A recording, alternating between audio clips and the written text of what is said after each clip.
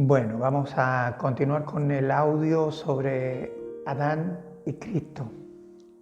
Adán y el postrer Adán. Estamos en el libro de Génesis, capítulo 3, desde el versículo 1 en adelante. Esa es nuestra lectura bíblica para cada uno de los que están escuchando estos audios. Principalmente esa lectura bíblica. Ahora, ambos, Adán y Cristo, fueron tentados. Fíjense en esto, Adán fue tentado en el huerto del Edén, en un lugar paradisíaco. En cambio Jesús, en un desierto, sin comer ni beber.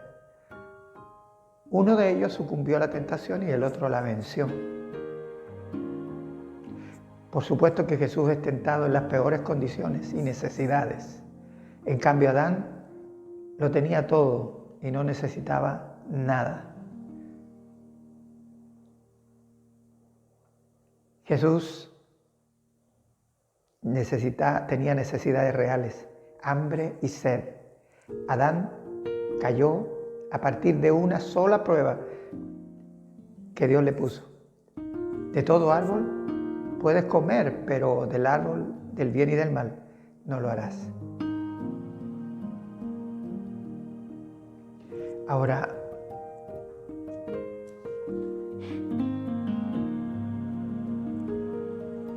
Adán perdió de vista lo que tenía y era. En cambio, Jesús nunca olvidó quién era para el Padre. En su mismo bautizo en el Jordán, hubo una voz de los cielos que decía: "Este es mi Hijo amado, en quien tengo complacencia". Eso está en Mateo 3:17. Este es mi Hijo amado, en quien tengo complacencia. Jesús no olvidó eso. Adán olvidó todo lo que Dios había hecho por él. Adán dejó de creerle a Dios. Jesús siempre se dejó guiar por lo que Dios, el Padre, le indicaba hacer. Por eso, mira, creerle a Dios es creer en ti. Creerle a Dios es no creer en lo que dicen de ti o de mí, o aún lo que yo digo de mí mismo. ¿Ah? ¿Cuántas veces nos decimos cosas tan hirientes y más hirientes que lo que los demás nos puedan decir? Y las creemos. Es creer en lo que mi Creador dice que soy. Cuando conozco lo que mi Creador dice, descubro por qué vivo y para qué sirvo. Mira, imagínate que compras un equipo electrónico de última generación. Y necesitas, por supuesto, leer su catálogo. De lo contrario, perderás valioso tiempo experimentando y experimentando, sin lograr hacerlo funcionar.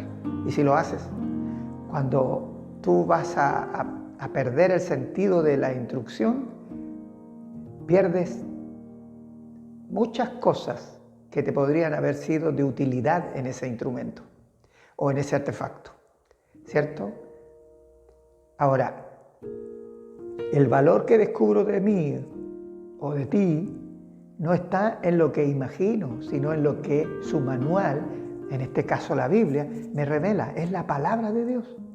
Adán y Eva fueron creados para representar a su Creador sobre la tierra, para fructificar, multiplicarse, llenar la tierra y gobernarla bajo su supervisión, su ayuda. Esto lo vemos en Génesis 1:28. Ahora, lo que muchas personas piensan que porque era el paraíso, ahí estaban ellos cuatita al sol toda la tarde, todo el día, y no era un lugar para vivir de vacaciones, era un lugar para trabajar y explotar los maravillosos dones que Dios les había dado. Imagínense, habían sido creados por un creador, una persona, un ser creativo que les había dado su misma imagen y semejanza. ¿Han visto gente que hace cosas maravillosas con sus manos, con la creatividad que tienen? Imaginen entonces qué potencial no había en Adán y Eva. Pero la tierra requería, según la palabra lo dice en Génesis 2:5, requería del hombre para labrarla. Dios había hecho todo, pero el hombre tenía también que trabajar en ella. Si no lo creen, en Génesis 2:15 dice: tomó pues Jehová Dios al hombre y lo puso en el huerto de Edén para que lo labrase y lo guardase. Adán y Eva lo tenían todo, pero no significaba que el trabajo estaba excluido. Antes de la caída, el trabajo era parte de la realización y crecimiento que ellos podían alcanzar. El huerto crecería con ellos y ellos con el huerto. Los hijos aprenderían de ellos y también sabrían de dónde provenía la sabiduría de sus padres y la propia. Imagínense cómo se desarrollaría esta empresa familiar que luego cubriría la tierra, gracias al conocimiento que Dios les daba a medida que fructificaban, se multiplicaban y llenaban la tierra. Como decíamos, hasta llegar a gobernar. Todo conforme al plan que el manual de Dios les daba, que la voluntad de Dios les daba. Eso vino a ser Jesús. Jesús se ciñó al plan de Dios. Por eso es que Él decía que Él no hacía nada que no le fuera dado del Padre. Claro, no eran robots programados para no pensar ni desarrollar creatividad. Todo lo contrario, todo lo que hicieran tenía el sello de su Creador. Pero todo se truncó. Y no porque había un árbol llamado de la ciencia del bien y el mal, sino porque escucharon una voz extraña que les hizo dudar con engaños de su Creador. Cuando se dieron cuenta del engaño, fue demasiado tarde. El virus del pecado los había contagiado. El tentador les ofreció en un instante lo que solo el trabajo y el sacrificio pueden lograr de la mano de Dios. Jesús logró lo que logró por nosotros después de darse entero, aún su propia vida, por nosotros. ¿Quién ha llegado a la cima de algo sin esfuerzo y sacrificio? Pero estamos en una generación que quiere todo ya, ahora, y no obtiene nada. De un día para otro, estos personajes, Adán y Eva, se vieron arruinados y desnudos y sin tener nada de lo que el tentador les había prometido, excepto el conocimiento del bien y del mal.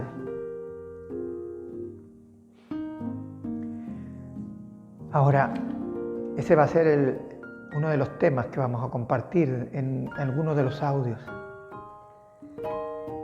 Adán y Eva no vieron lo que Jesús sí vio, no apreciaron lo que Jesús sí apreció. La mano del Padre, la mano de su Creador, lo que el Creador había hecho por ellos, no lo vieron, no lo disfrutaron, porque si lo hubiesen disfrutado de verdad, ni se habrían acercado al árbol, pero lo hicieron porque algo estaba pasando en ellos. Tenían que trabajar y quizás eso no les gustó o tal vez estaban ya cayendo de una manera u otra en un desánimo. Para que el enemigo los convenciera de algo, tenían que tener una necesidad. Y ellos estaban inocentes, tenían la inocencia aún de no estar en pecado, pero el enemigo encontró debilidades en ellos.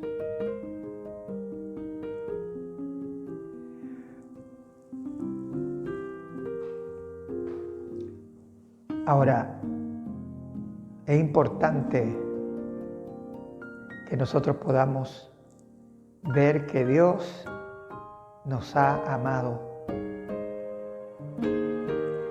Si no, viviremos desconformes, sin ver lo que tenemos. Como el pueblo de Israel, después de salir del desierto, llega a un lugar donde encuentran agua y esas aguas están amargas. Y se quejan con Moisés y Moisés clama a Dios. Y Dios le dice a Moisés que mire el árbol que hay allí y lo tire al agua. Cuando tiran ese árbol en el agua se endulza. El árbol siempre había estado allí. Tal vez estaban bajo su sombra, pero no se habían dado cuenta que ese árbol era la solución para endulzar el agua amarga.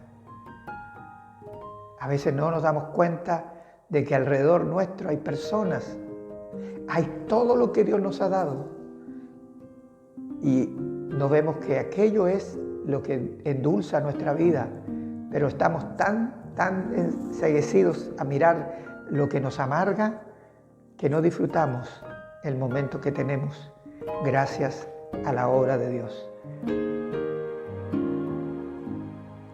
Mira, la vida está hecha para inspirar a alguien.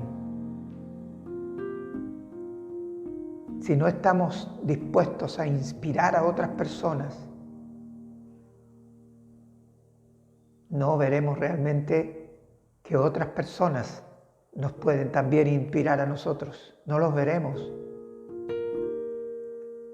Toma lo que tienes para que fructifiques, te multipliques hasta llenar el mundo que te rodea. Toma lo que tienes. ¿Qué hay en ti que los demás ven de forma de bendición para otros?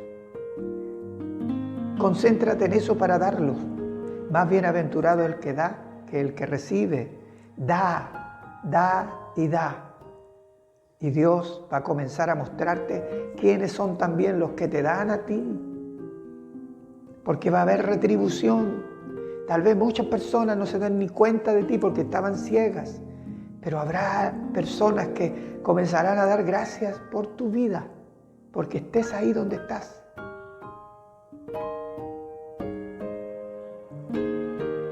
Vencer requerirá sacrificio. Ser vencido requerirá también o producirá sufrimiento.